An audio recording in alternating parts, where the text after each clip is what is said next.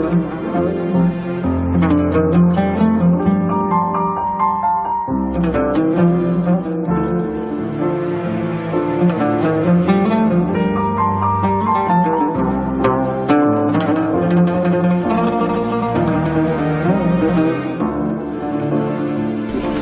tane peygamber kanunuyla görüşür kendimizle.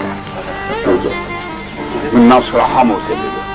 Bak, elini çabunlar ve yüzünü koysam böyle, öpler yoktu. Yüzünü de koysam böyle, laf top üzerinde tut böyle de.